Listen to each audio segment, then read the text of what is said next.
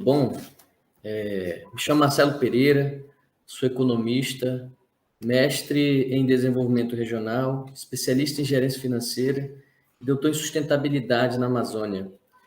Primeiramente, gostaria de agradecer o convite para participar do 12º ENAM, a organização do ENAM, o Conselho Regional de Economia do Amazonas.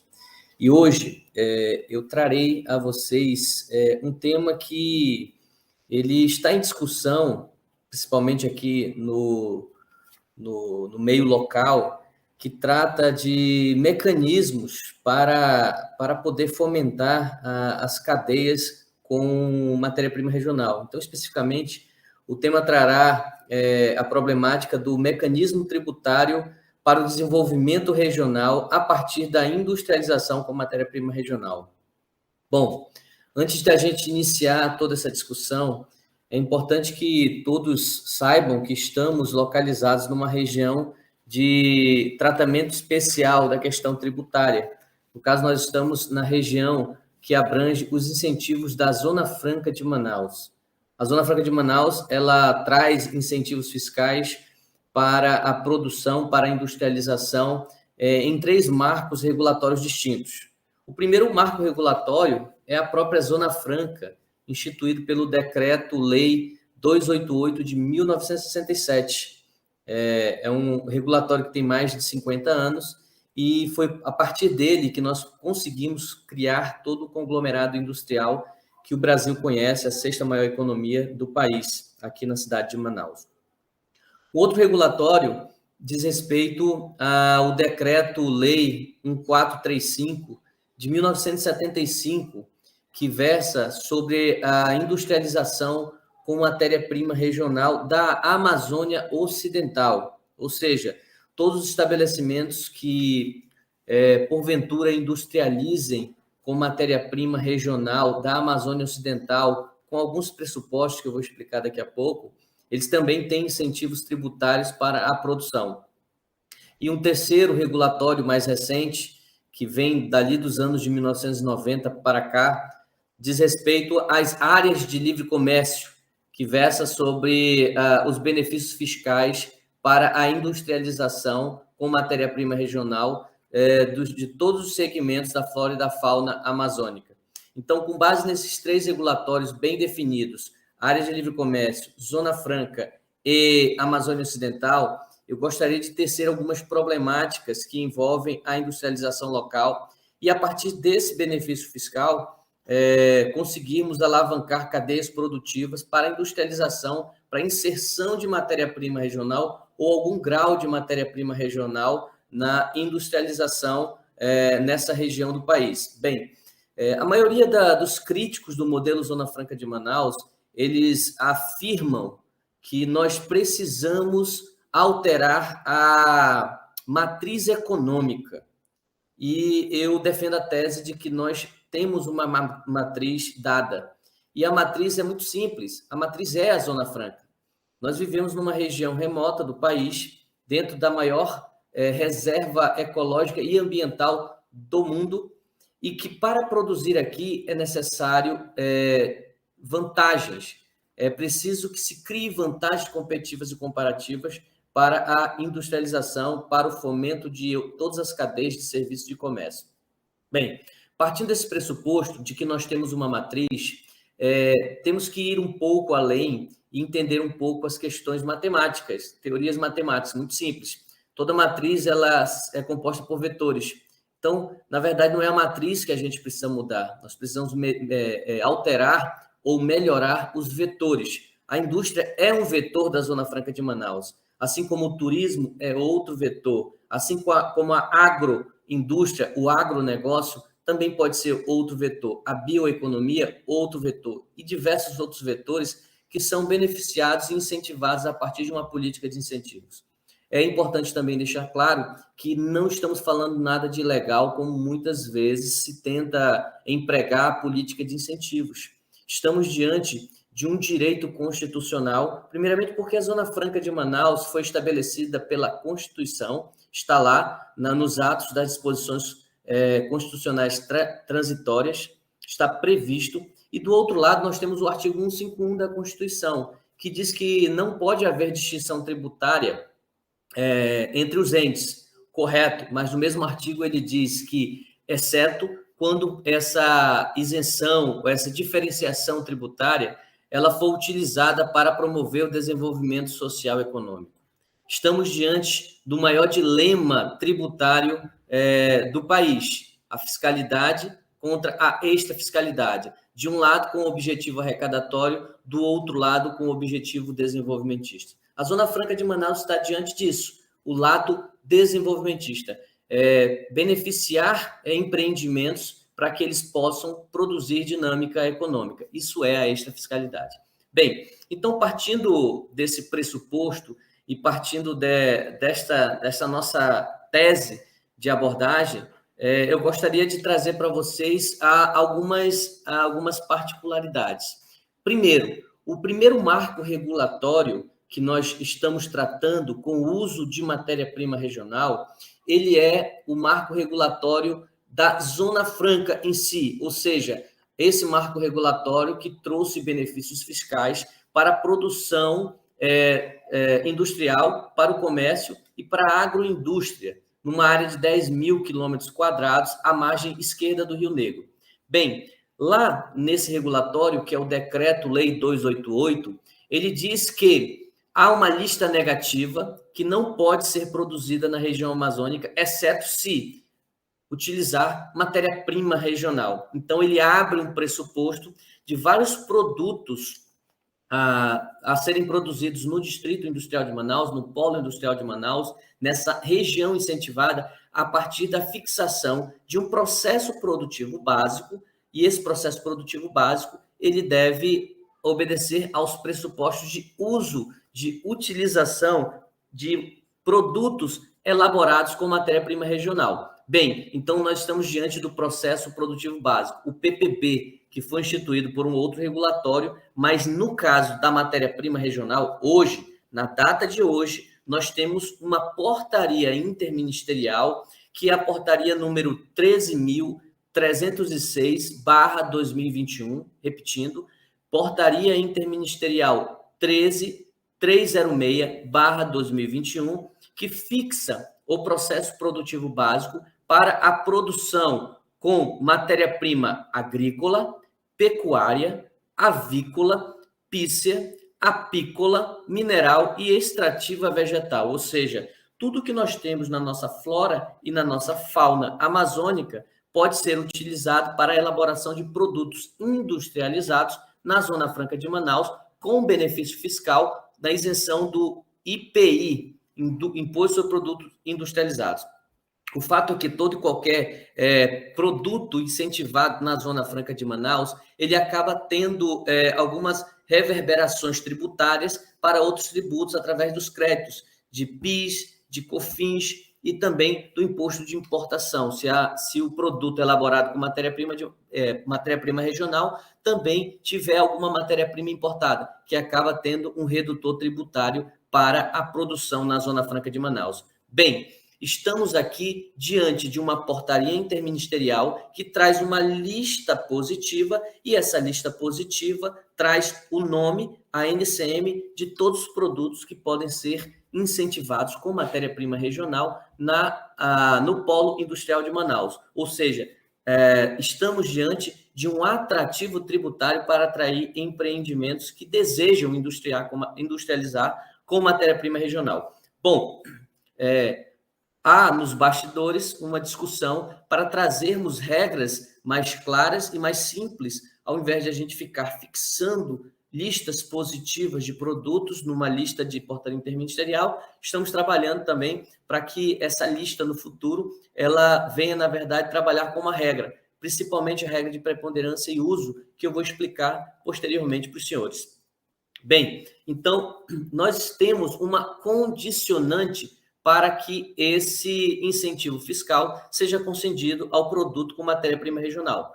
Qual seja, primeiro, a aprovação de um projeto industrial na Superintendência da Zona Franca de Manaus. Então, estamos diante de duas regras. Uma, aprovar um projeto industrial, e a segunda, atender ao PPB fixado para a matéria-prima regional. Tá? Então, esse é o marco regulatório da Zona Franca de Manaus.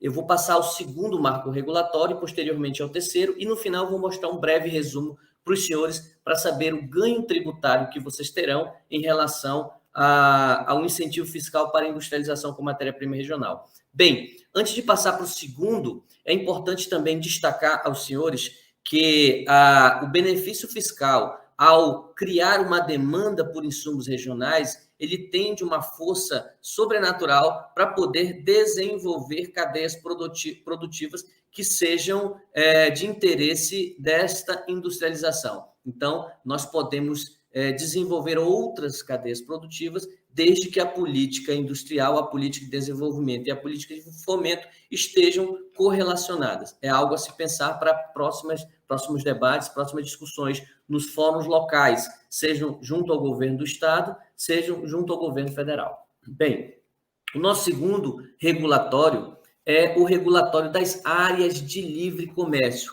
Bem, as áreas de livre comércio, para vocês terem uma ideia, elas são áreas incentivadas em região de fronteira, principalmente próximo às cidades gêmeas. Então, nós vamos ter áreas de livre comércio, por exemplo, no estado do Amazonas, em Tabatinga, que faz fronteira ali com o Peru e a Colômbia. Nós teremos também, dentro da Amazônia Ocidental, outras áreas de livre comércio, como é o caso lá em Rondônia, de Guajará-Mirim. Então, eu vou mostrar daqui a pouco, no final da apresentação, um mapa onde estão localizadas as áreas de livre comércio, para vocês terem uma ideia onde nós estamos. Nós estamos na fronteira da Amazônia, principalmente a fronteira com as demais nações do Cone Sul, ali dos Andes. Então, qual é o diferencial do regulatório das áreas de livre comércio para a Zona Franca de Manaus, o decreto 288? Primeiro ponto, esse regulatório, ele nasce com as leis 11.732 de 2008 e 11.898 de 2009. Isso foi regulamentado recentemente, lá no ano de 2015, pelo decreto 8597. Esse decreto, ele definiu que caberia ao Conselho de Administração da Amazônia, ou da SUFRAMA, o CAIS, Conselho de Administração da SUFRAMA, definir regras claras sobre o que é a preponderância de matéria-prima regional. Então, para isso, o Conselho de Administração da SUFRAMA criou 3 regras muito simples por meio da resolução do Conselho de Administração da SUFRAMA, número 1, no ano de 2016. Resolução CAIS, número 1, de 2016. Anotem. Essa resolução, ela traz as regras de preponderância absoluta, ou seja, é uma preponderância onde o produto elaborado em peso, quantidade e volume, ele precisa ter mais do que 50% de sua composição. Então, se a empresa que apresentar o projeto industrial para aquele determinado produto provar e comprovar que o seu produto, em sua composição, em peso, volume e quantidade, é superior a 50% de insumo regional da Amazônia Ocidental ou do Amapá, ela terá o benefício do IPI e, correlacionado a ele, outros benefícios fiscais que o projeto industrial aprovado na SUFRAMA pode permitir. Então, nós estamos diante de uma regra que não é o PPB. Bem, se não é o PPB, utiliza-se uma regra mais flexível, uma regra onde você pode demonstrar, através do seu processo industrial, da composição do seu produto, que o seu produto tem uma preponderância absoluta. Do outro lado, nós vamos ter a preponderância relativa. O que é a preponderância relativa? A preponderância relativa, ela é uma preponderância onde você, da mesma forma, vai explodir sua composição de produto, vai definir os produtos para onde eles estão, se ele é um produto com composição nacional, fora da Amazônia Ocidental e Amapá, se ele é um produto que tem a composição também com insumos importados, ou ele é também uma composição de produtos com insumos locais e regionais. Então, vamos imaginar que vocês estão dividindo o produto em 3 grandes categorias. Uma, local, da Amazônia Ocidental Amapá. Outra, importado. e outra nacional. Quando você pega, por exemplo, os insumos nacional e soma, você vai encontrar 30% de peso, volume ou quantidade de insumos nacionais. E aí você vai pegar os insumos importados, peso, volume e quantidade, e você vai encontrar 30%. Ora, se você tem 30% de insumo nacional, 30% de insumo local, quando você soma os insumos regionais da Amazônia Ocidental e Amapá, você encontra um percentual de 40%. Bem, esse é o momento que nós vamos ter que fazer a comparação. E no momento que a gente compara nacional, importado e local, regional, você encontra que relativamente em relação às outras duas categorias, o teu insumo ele é preponderantemente regional. Então, podemos dizer que o teu projeto industrial a ser apresentado vai defender uma preponderância por relatividade, ou seja, por relativamente um produto regional, independentemente se ele tem insumo nacional ou local. Aprovado o projeto, você passa a ter os benefícios fiscais. Bom, mas Marcelo, você falou agora há pouco das origens da matéria-prima que deve ser da Amazônia Ocidental e do Amapá, correto? Correto. Se meu insumo vier do Pará, se meu insumo vier do Maranhão, que é Amazônia Legal, se ele vier do Tocantins, que também é Amazônia Legal, não, ele não pode ser considerado como um insumo regional. Do outro lado, nós temos uma outra particularidade. Esse insumo ele pode ser de origem animal, vegetal, agro-silvopastoril e mineral. Ou seja, nós podemos fazer a composição do insumo a ser industrializado com matéria-prima regional por todas as formas de extração e coleta, correto? Então, é muito importante saber disso, porque o próximo marco regulatório que eu vou explicar agora para vocês, ele nos demonstra uma particularidade distinta dessa, embora a regra seja a mesma. Então, passamos agora, encerrando aqui o insumo de matéria-prima regional nas áreas de livre comércio, ou seja, Amazônia Ocidental e Amapá, passemos agora ao insumo regional, benefício fiscal com insumo regional para a Amazônia Ocidental. Bem, nós temos aqui uma outra particularidade. Observe que no primeiro marco regulatório, que é o Polo Industrial de Manaus, é a elaboração com uso de matéria-prima regional. O segundo marco regulatório, que é das áreas de livre comércio, ele trata de preponderância de matéria-prima regional. E na Amazônia Ocidental, ele traz o uso de matéria-prima regional. Até bem recente, os projetos que eram apresentados na Superintendência da Zona Franca de Manaus, eles não tinham regras de análise e de elaboração do projeto industrial. Bastava ter o insumo regional em qualquer proporção que o benefício fiscal era dado. Em relação a tudo isso, é importante destacar que foi necessário criar regras para a análise dos projetos industriais, principalmente para que este projeto seja qualificado e não seja questionado. E aí a gente está à frente de vários críticos do modelo e que nós precisamos trazer para nós o conhecimento, o sentimento de pertencimento pelo modelo e criar regras simples, fáceis, mas de que comprovam toda a veracidade daquela composição de produto. Bem, então o que aconteceu?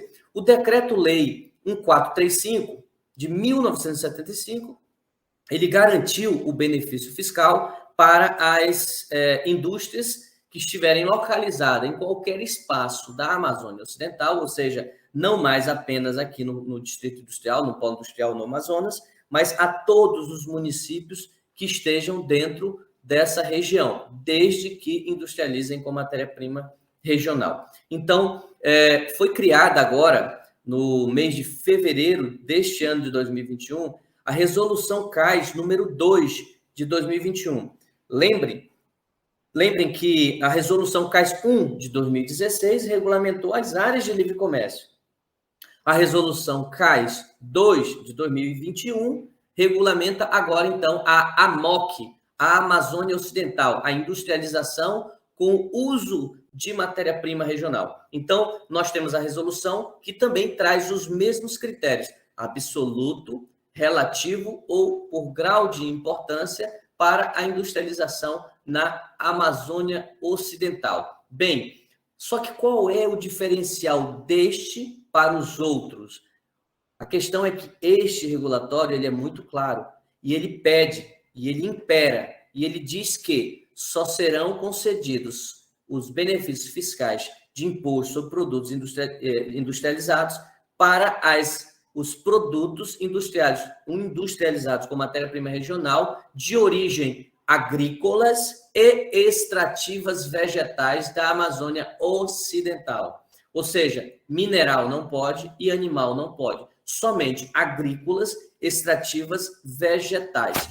Bom, eu vou pedir licença dos senhores para fazer uma breve apresentação de um resumo de toda essa problemática que vai ajudar os senhores a compreender melhor do que nós estamos tratando. Vamos lá. Observe que o produto regional, só um minutinho.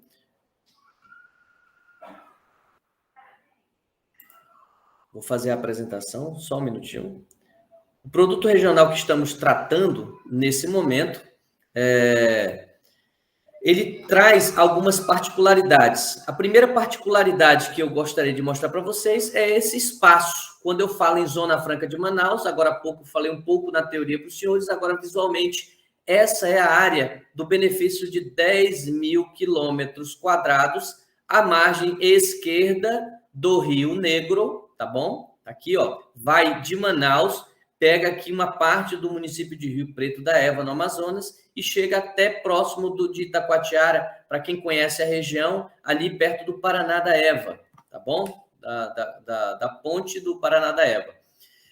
O outro benefício fiscal é concedido à Amazônia Ocidental, e aí nós estamos falando dos estados do Acre, Amazonas, Roraima e Rondônia, tá? E o outro marco regulatório é justamente a área de atuação de controle da SUFRAMA, que são as áreas de livre comércio. Nós temos aqui em Rondônia, nós temos no Acre, nós temos no Amazonas, em Roraima e no Amapá. Áreas de fronteira, principalmente. E olha só aquilo que eu falei para vocês agora há pouco.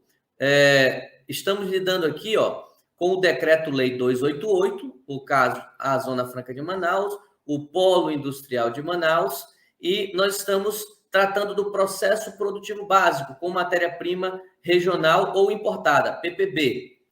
Do outro lado, nós temos o 1435, que é também um decreto-lei, que trata da matéria-prima regional agrícola e extrativa vegetal, que eu expliquei agora há pouco também para os senhores. E, do outro lado, nós vamos ter as leis 11.732 de 2008 e a 11.898 de 2009, que vai regulamentar, vai instituir as áreas de livre comércio, e logo em seguida, no ano 2008 e no ano 2015, são regulamentadas, onde a matéria-prima regional tem que ser animal, vegetal, mineral ou agro-silvopastoril. Bem, partindo disso, nós temos muito claro aqui que as áreas de livre comércio e a Amazônia Ocidental, regulamentada, conforme nós já explicamos, elas têm uma resolução específica para regulamentar cada uma. Uma é a resolução do Conselho de Administração da SUFRAMA número 16, basta acessar o site da SUFRAMA na área da Zona Franca de Manaus, na aba Zona Franca de Manaus, e você vai, na área de projetos industriais, você vai encontrar essas duas resoluções. E a resolução número 2 de 2021 regulamentou o uso de matéria-prima regional para fins do benefício fiscal na Amazônia Ocidental. Bom, olha só, de uma forma bem resumida, os critérios. Os critérios que eu expliquei agora há pouco para os senhores e para as senhoras, fala de composição do produto a partir do volume, ou quantidade, ou peso.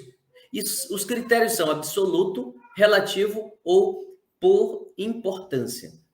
Então, partindo deste pressuposto, eu quero trazer para os senhores aquele exemplo que eu dei agora há pouco. Observe de verde, e a gente caracterizou como verde, a matéria-prima, a composição da matéria-prima regional. Vamos imaginar que este produto tem 5 matérias-primas, é composição de 5 insumos, e cada insumo tem uma composição por peso, por quantidade ou por volume. Somando tudo isso, nós temos 60% de matéria-prima regional. Então, ele vai receber a aprovação do seu projeto por utilização ou preponderância absoluta de matéria-prima regional. Do outro lado, nós temos o mesmo produto, com o mesmo tipo de composição, mas nós temos composições diversas. E o insumo regional, comparado aos demais insumos, observa que os demais insumos, ele perfaz relativamente superior em insumo regional quando comparado aos demais. Então, essa matéria-prima, ao estudarmos a composição dela, esse produto final, ao estudarmos a composição dele, ele receberá uma aprovação de projeto por grau de relativa, tá? Por relativo, uma comparação relativa em relação aos demais insumos. E, por outro lado, nós vamos ter a preponderância por utilização do critério de importância.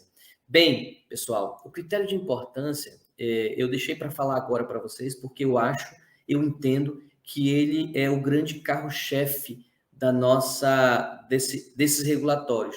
Porque o grau de importância, ele é uma análise que, embora o produto ele não possua a maior parte de peso, volume ou quantidade de insumo regional, aquele insumo regional ele é tão importante para a composição final, para dar as características marcantes do produto, para tornar aquele produto um produto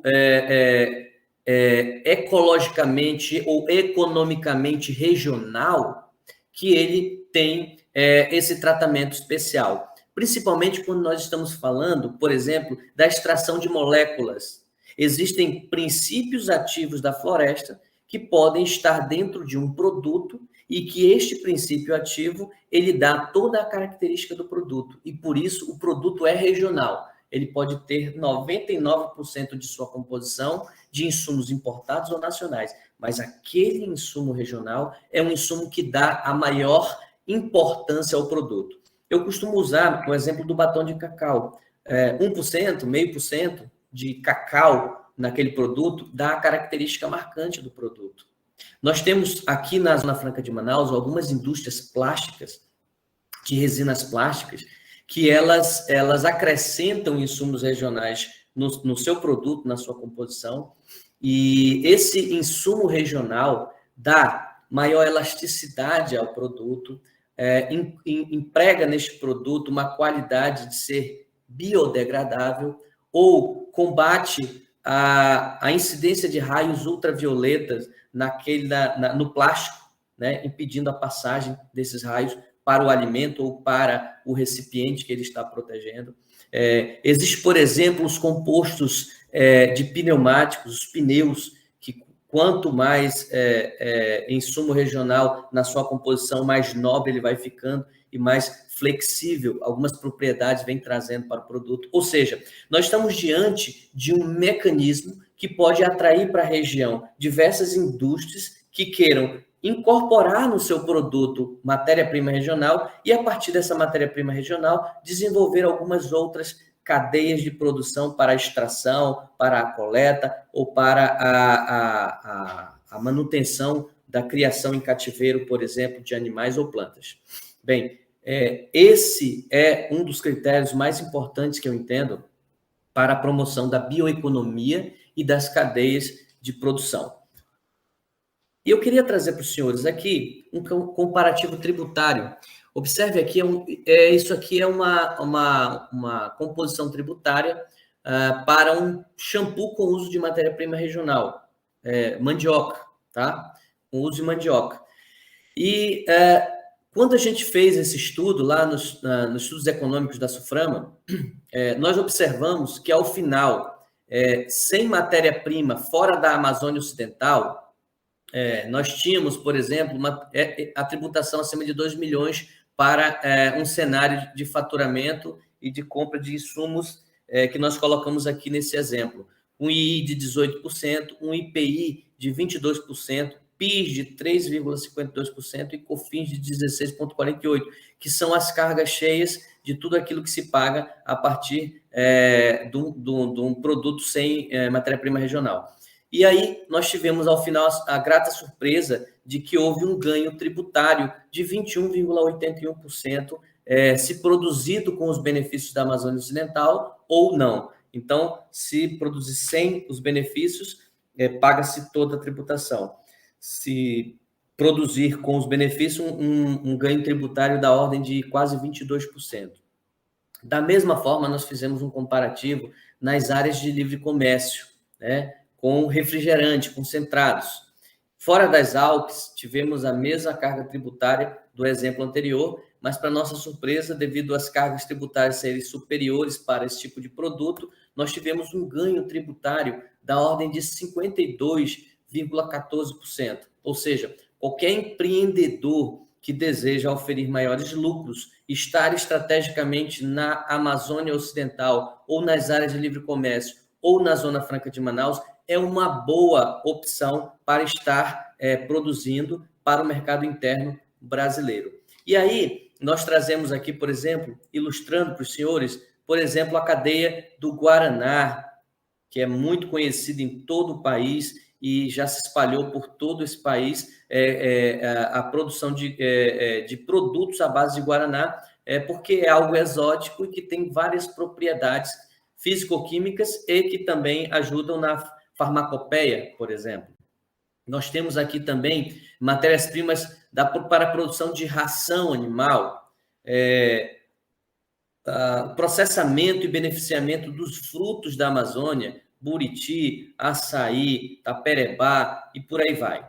E nós temos aqui um grande exemplo comercial de bionegócio que está sendo estudado com muita responsabilidade no Centro de Biotecnologia da Amazônia, que é a questão do curauá, vem sendo testado para a substituição de vários compostos à base de plásticos e principalmente a comparação da resistência em relação à fibra de vidro, a resistência comparativa em relação à fibra de vidro. Isso vem sendo notado e nós estamos ansiosos pelos resultados efetivos e pelas aplicações efetivas. Bem, diante disso, nós estamos apresentando nesse momento um marco regulatório alternativo para muitos que desejam industrializar e que desejam também empreender não apenas aqui no Polo Industrial de Manaus, mas nas outras regiões do país. Observe que o que foi trazido aqui nessa nossa apresentação não é uma propaganda para industrializar no Polo Industrial de Manaus. Não, nós estamos trazendo aqui opções de industrialização para além do Polo Industrial de Manaus, para os municípios do estado do Amazonas, para as áreas de livre comércio nos demais estados que compõem o modelo Zona Franca de Manaus, Acre, Rondônia, Roraima e Amapá também, assim como os benefícios aos demais produtos que podem ser potenciais. Nós temos vários produtos da floresta, da flora e da fauna, vários princípios ativos ainda a serem descobertos e que esse regulatório tem um potencial sobrecomum para poder revelar novos produtos e fazer com que aquele vetor que nós falamos no início da nossa apresentação seja efetivamente válido. Nós não precisamos de uma nova matriz econômica, nós precisamos diversificar os vetores dessa matriz econômica. E aí, os regulatórios da resolução número 1 do Conselho de Administração da SUFRAMA de 2016, da resolução 2 do Conselho de Administração da SUFRAMA do ano de 2021 e do processo produtivo básico com matéria-prima regional tem tudo para promover uma industrialização estratégica a partir do uso da matéria-prima regional. E aí, defendo sempre aqui no meio das discussões que podemos sair de uma indústria meramente beneficiada pelos benefícios que são atraídos, mas continuar com esses benefícios e criar um outro nicho de industrialização, que é a indústria do bio, a bioindústria, o bionegócio, a partir da industrialização local. Então, mais uma vez, gostaria de agradecer o 12º ENAM, seus elaboradores, seus organizadores, na pessoa da professora Michele Aracati, do presidente do Conselho de Economia, o Martinho. Esse convite nos foi realizado e, com muita satisfação, a gente traz aos senhores todos esses detalhes e fico à disposição, né? Deixo os meus contatos, autorizados os meus contatos, para que quem desejar conhecer um pouco mais sobre esses regulatórios podem fazer contato, que teremos todo o prazer de explicar e de auxiliá-los. Muito obrigado.